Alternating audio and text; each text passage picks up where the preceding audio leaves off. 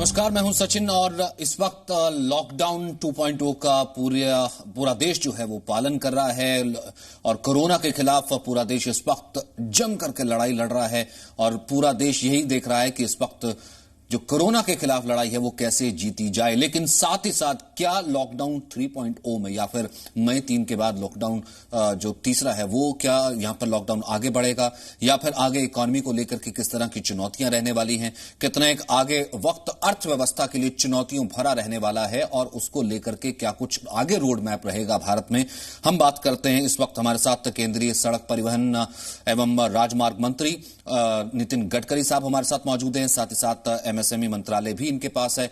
बहुत बहुत स्वागत है सर आपका, क्योंकि इस वक्त चुनौतियों के साथ साथ उम्मीद की अगर किरण कहीं ना कहीं किसी मंत्रालय के ऊपर है और वो शायद आपके ऊपर ही है। मैं मानता हूं कि अमेरिका, जर्मनी, इटली, बाद में यूके, फ्रांस, स्पेन, यहां जैसी स्थिति हुई, हमारे प्रधानमंत्री ने उचित समय निर्णय करने के कारण हमने बहुत लोगों की जान बचाई है। तो मुझे लगता है कि निश्चित रूप से इस स्थिति में हमको संभल कर जाना पड़ेगा कि ये वॉर है, ये लड़ाई है। कभी लड़ाई में कभी आगे जाना पड़ता है, कभी पीछे जाना पड़ता है। तो मुझे लगता है उसी प्रकार की ये लड़ाई है और हम इसके ऊपर मात उसी समय करेंगे कि जहां कोरोना के जो लगातार संक्रमित लोग मिल रहे हैं, उनकी संख्या जब न्यूट्रल आएगी, जीरो हो जाएगी, तभी हम कह पाएंगे कि हम लड़ाई के जीत के आसार दिख रहे हैं। तो मुझे लगता है संभल कर जाना होगा। सबसे बड़ा यूं कहें कि सबसे बड़ा डर इस कारण से था मजदूरों में या फिर प्रवासी मजदूरों में, डेली वेजेस जितने मजदूर हैं जो स्मॉल और लघु इंडस्ट्री से जुड़े हुए थे, उनको यह था कि हमारी जॉब्स चली गई हैं, लॉकडाउन खत्म हो जाएगा तो उसके बाद होगा क्या, इंडस्ट्री खुलेगी कैसी और उनको कैसे एश्योरेंस मिलेगी कि दोबारा उनको जॉब्स मिल रही हैं, रोजगार मिल रहा है या रोजी रोटी का साधन मिल रहा है कि नहीं मिल रहा है। इस कारण से उनमें डर था। वो कह रहे हैं कि हो सके ना हम अपने घर ही पहुंच जाएं तो वो ज्यादा बेहतर होगा। तो उनके लिए सर किसी पैकेज का ऐलान की आप घोषणा कर रहे हैं या उनमें ये डर दूर किया जाए कि नहीं आप जहां सुरक्षित हैं उनकी जॉब सुरक्षित रहेगी, उसके लिए फिर क्या किया जा रहा है? देखो, पहली बात तो ऐसे है कि एनएचआई ने रोड कॉन्ट्रैक्ट्स जो हमारे कॉन्ट्रैक्टर थे उनके काम 60-70% चालू कर दिए है। उनके कैंप बना रहे हैं, उनकी चिंता कर रहे हैं। दूसरी बात, मैं महाराष्ट्र में कोई भी नागपुर में हूं यहां, तो महाराष्ट्र में मैंने रिव्यू जब किया है तो बड़े प्रमाण पर बजाज जैसी इंडस्ट्री है औरंगाबाद में बहुत बड़ी, ऐसे बड़े बड़े इंडस्ट्री को 25% 30% मैन पावर लेकर शुरू करने की अनुमति दी और धीरे धीरे बाकी लोगों को अनुमति मिली है। तो जो लेबर है, मजदूर है, जो बाहर चले गए, उनको मैं विश्वास दिलाना चाहता हूं कि आपके जॉब सुरक्षित है। आपके गांव में जाकर भी आप इसलिए यहां आए कि आपको जॉब नहीं था, खाने के लिए नहीं था, रोजी रोटी नहीं थी।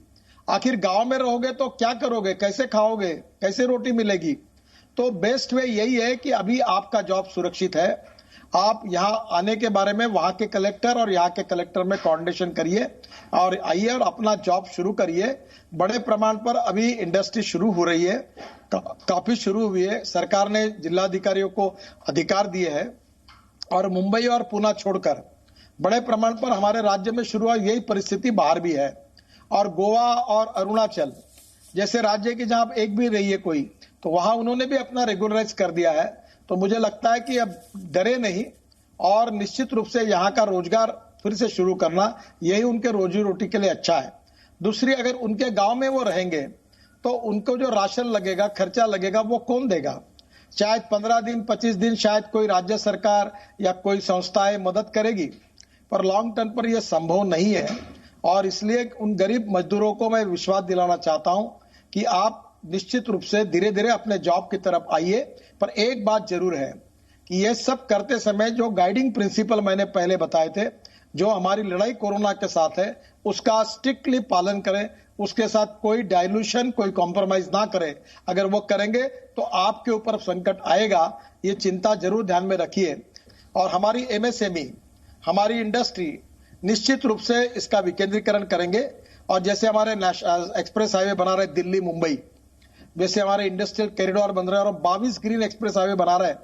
और ये हमारा एक्सप्रेस हाईवे 3 साल में पूरा करने जा रहा है। 1 लाख करोड़ का एक ही हाईवे है जो हमारे यहाँ गुड़गांव से सोनाकर के गांव से शुरू होता है और मुंबई तक आता है। Backward and tribal area Rajasthan का, मध्य प्रदेश, गुजरात और महाराष्ट्र का और हरियाणा का। और लैंड एक्विजिशन पर हमने 16,000 करोड़ बचा है। अब रोड के बाजू में इंडस्ट्रियल क्लस्टर्स और वो क्लस्टर्स में स्मार्ट सिटी, स्मार्ट विलेज, और इनको जोड़ेंगे हम लोग पोर्ट से, एयरपोर्ट से और रेलवे स्टेशन से। और ये नई डेवलपमेंट, जहां लैंड की कॉस्ट 15 से 20 लाख रुपए एकड़ है और बाकी जगह 2 करोड़ और 2.5 करोड़ है, वहां पानी, बिजली, water, power, transport and communication की व्यवस्था भी होगी। ये नई अपॉर्चुनिटी है और यहां इन्वेस्टमेंट लोग करें। एनएचआई उसके लिए इनिशिएटिव लेकर आगे मदद करने के लिए तैयार है। लॉजिस्टिक पार्क बनाने की बात हमने की, इसी एरिया में बना सकते हैं। बस पोर्ट बनाने की बात करें, उसे 22 ग्रीन हाईवे हम बना रहे हैं, एक्सप्रेस हाईवे 7 पर काम शुरू हुआ है और मुझे लगता है कि ये नई अपॉर्चुनिटी है। यहाँ industrial cluster, plastic cluster, chemical cluster, construction cluster, leather cluster, जूतों का, ऐसे अलग अलग प्रकार के क्लस्टर बनाकर और वहां के कामगारों को वही रहने के लिए टाउनशिप, स्मार्ट सिटी या स्मार्ट विलेज। तो मुझे लगता है कि ये एक अपॉर्चुनिटी, इसमें फॉरेन इन्वेस्टमेंट भी आ सकती है। हम सब लोगों ने इस समय निराश न होते हुए पॉजिटिव अप्रोच में आत्मविश्वास के साथ, हम कोरोना की लड़ाई तो जीतेंगे ही, पर हम लोग आर्थिक लड़ाई भी जीतेंगे। और प्रधानमंत्री जी के नेतृत्व में उन्होंने जो ड्रीम देखा था कि हम 5 ट्रिलियन इकोनॉमी का देश बनेंगे और 100 लाख करोड़ केवल इंफ्रास्ट्रक्चर 5 साल में बनाएंगे, तो मुझे लगता है ये दोनों बातें निश्चित रूप से पूरी करके हम विश्व की सुपर इकोनॉमिक पावर बनने का एक मौका, जब चाइना का इस प्रकार परिस्थिति का सामना चाइना कर रहा है और पूरा वर्ल्ड अब हमको इंकरेज करने के लिए, सपोर्ट करने के लिए तैयार है, तो इसका फायदा हमारी इंडस्ट्री ने, हमारे लोगों ने लेना चाहिए। यही मैं सबसे अनुरोध करूंगा और ऐसे लोग जो भी करेंगे उनको पूरी मदद करने की हम कोशिश करेंगे। हमारी पूरी बैंकों से लेकर इंडस्ट्री के ऑफिसर, सब लोग, स्टेट गवर्नमेंट, हम उनके पीछे खड़े रहेंगे, ये मैं उनको विश्वास देना चाहता हूं। नितिन जी, क्योंकि आप खुद जो प्रकृति के जो है काफी प्रेमी रहे हैं, नेचर के साथ हमेशा खुद अपने आप को इनहेरेंट जो है, साथ ही साथ बड़े वो नेशनल हाईवे से लेकर के तमाम चीजें हों, उनको लेकर के अपनी परियोजनाएं भी उस तरह से बात करते हैं और रूरल इकोनॉमी की आप बहुत बात करते हैं। अब मैं इसको कोरोना से साथ जोड़ता हूं। कहते हैं कि कोरोना एक तरीके का क्या बदला है कि जिस तरीके से पूरी दुनिया ने एक्सप्लॉइट किया नेचर को, वेदर को, तमाम अपॉर्चुनिटीज को, आपको लगता है कि भारत ने जिस तरीके से स्टैंड आउट हुआ, स्टैंड अलोन हुआ, कोरोना बहुत कुछ सिखा करके जाएगा इस पूरी दुनिया को और भारत उसमें एक काफी अग्रणी भूमिका निभा सकता है? देखिए, पहली बात तो ऐसी है कि ethics, economy, ecology and environment, ये मुझे लगता है कि ये जो 3 बातें बहुत इंपॉर्टेंट हैं और मैं आपको इसमें बताना चाहता हूं कि इकोलॉजी एंड एनवायरनमेंट महत्व की है। इसीलिए मैं 12 साल से लगातार इथेनॉल की बात करता था। अब तो प्रधानमंत्री जी ने हमारे पास 3 साल के लिए लगेगा इतना गेहूं और चावल है, 2 साल की शुगर है और 80% हमारा एडिबल ऑयल हम लोग जो लगता है देश में वो इंपोर्ट कर रहे हैं। तो हमारे क्रॉप पैटर्न बदलकर हमको गांव में इंडस्ट्री को कैसे एस्टैब्लिश करना जाना पड़ेगा। हमने बायो एविएशन फ्यूल पर हवाई जहाज सक्सेसफुली चलाया है और इसलिए हमने जलमार्ग बनाए हैं, वाटरवेज बनाए हैं, 7,500 किलोमीटर का समुद्र किनारा है। तो मेरा कहना यही है कि innovation, entrepreneurship, science, technology, research, skilled and experiences, इसको हम नॉलेज कहते हैं, और conversion of knowledge into wealth, ये हमारा भविष्य है। जो आईटी में हमारे देश के लड़के कितना अच्छा काम कर रहे हैं आपको पता है, और इसलिए ऐसे स्थिति में हम इस सब अपॉर्चुनिटी का फायदा लेंगे और निश्चित रूप से मेरा विश्वास है कि हमारे लिए ये बहुत फायदेमंद होगा और इससे निश्चित रूप से हमारी स्थितियां बनेगी और हम लोग इसका एडवांटेज लेकर ये सभी स्टेक होल्डर्स को इसका फायदा होगा। भारत के लिए सर आगे किस तरह की आप चुनौती देखते हैं, खासतौर से भारतीय अर्थव्यवस्था के लिए, जब कहते हैं कि आगे वैश्विक अर्थव्यवस्था पूरे तरीके से गिर जाएगी, नेगेटिव में ग्रोथ चली जाएगी, अमेरिका कैसे जूझ रहा है सब जानते ही हैं, और जो बाकी जो दुनिया की बड़ी अर्थव्यवस्थाएं हैं वो पूरे तरीके से गिर जाएंगी और भारत पर भी उसका बहुत इंपैक्ट आएगा। सर आप कैसे देखते हैं कि भारत पर, भारत की इकोनॉमी पर इसका आगे इंपैक्ट और चुनौती? देखिए, चुनौती भी है, संकट भी है, इसको नहीं कहना तो उचित नहीं होगा। और देखो, आपके जीवन में, आपके लाइफ में, चाहे आप बिजनेस में हो, आप कोई ट्रेडिंग का बिजनेस हो, इंडस्ट्री हो, नौकरी हो, देखो कभी अच्छे दिन नहीं होते हैं। वो एक हिंदी पिक्चर था, कभी खुशी कभी गम। It is a part and parts of the life. तो मुझे लगता है ये साइकिल घूमते रहती है, हम निराश न हो, हम पॉजिटिव रहे। मैं बहुत लोगों को इस समय मेरे स्टूडेंट लाइफ में, मैं जब ये काम करता था भारतीय जनता पार्टी का, तो नया स्टूडेंट था, तो लगातार चुनाव हारते थे, कभी जीतते नहीं थे, तो निराश हो गए कि हम जिंदगी भर कभी पनप नहीं पाएंगे। तो मेरे पढ़ने में रिचर्ड निक्सन, अमेरिकन प्रेसिडेंट, इनके एक आत्मचरित्र पढ़ने का अवसर मुझे मिला, और वो उस समय उनको वाटरगेट के कारण वॉशिंगटन के लोगों ने उनको अपने एरिया में घर भी लेने के लिए मनाही की थी, निराश थे। पर उन्होंने एक आत्मचरित्र लिखते समय बहुत सुंदर लिखा, और उसमें एक सुंदर वाक्य था, और वाक्य ये था, the man is not finish when he is defeated, but he is finish when he quits. युद्ध भूमि पर हारने के बाद कोई व्यक्ति समाप्त नहीं होता, जब युद्ध भूमि छोड़कर जब वो भाग जाता है तब वो समाप्त होता है। लाइफ इज ए चैलेंज, और ये चैलेंज को स्वीकारना चाहिए, और इसलिए इसको अवसरों में परिवर्तित करने का नेतृत्व आज हमारे प्रधानमंत्री के रूप में है। हम सब उनके साथ हैं, और देश की जनता के साथ हम हैं।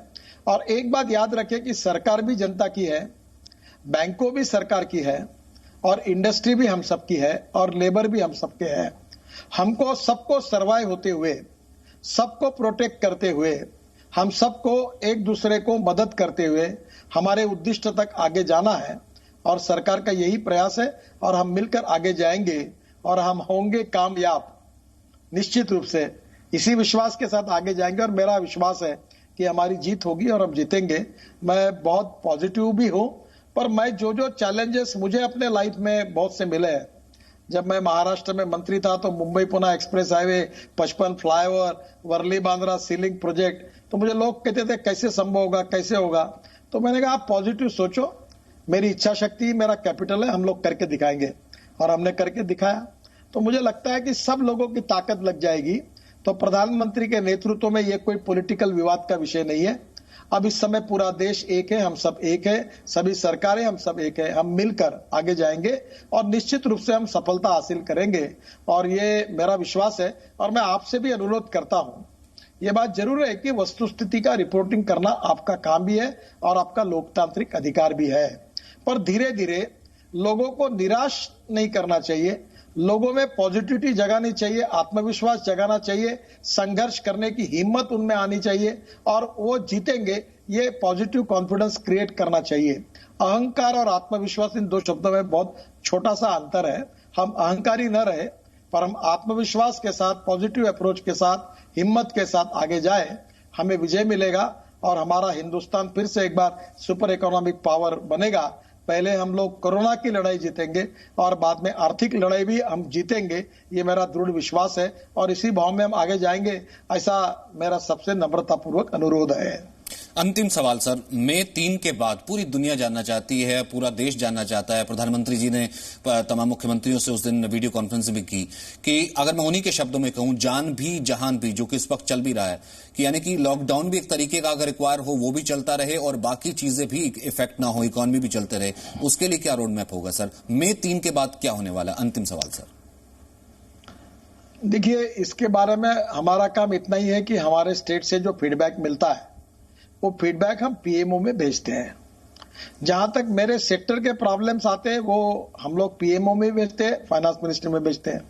आदरणीय प्रधानमंत्री जी ने सारे मुख्यमंत्रियों से बातचीत करके उस राज्यों की स्थिति और उनका ओपिनियन भी ले लिया है, और अलग अलग कमेटियां प्रधानमंत्री जी ने अपॉइंट की थी सेक्रेटरी की, वो कमेटियां भी बारीकाई से सब बातों का अध्ययन कर रही है। इन सब बातों के बारे में प्रधानमंत्री ही उचित समय पर इसकी उचित निर्णय जाहिर करेंगे। मैं इसके ऊपर कोई टिप्पणी करना या कोई बात करना उचित नहीं समझता। प्रधानमंत्री जल्दी ही इसके बारे में पूरे विचारपूर्वक देश के हित में अपनी बात कहेंगे, और उसका हम सब लोग अमल करेंगे। बहुत बहुत शुक्रिया नितिन गडकरी जी हमसे बात करने के लिए। और मैं आपकी बात को ही दोहराना चाहता हूं कि जैसा कि आप कह रहे थे कि किसी भी तरीके की घबराने की जरूरत नहीं है, कि पहले हम कोरोना की लड़ाई जीतेंगे, फिर उसके बाद आर्थिक स्तर पर लड़ाई भी जीतेंगे। भारत कम से कम इतनी ताकत रखता है। बहुत बहुत शुक्रिया सर। नमस्कार। No signal, no worry. Presenting Z News app with live TV, latest updates and expert opinion. Available on Google Play and App Store. Download it now.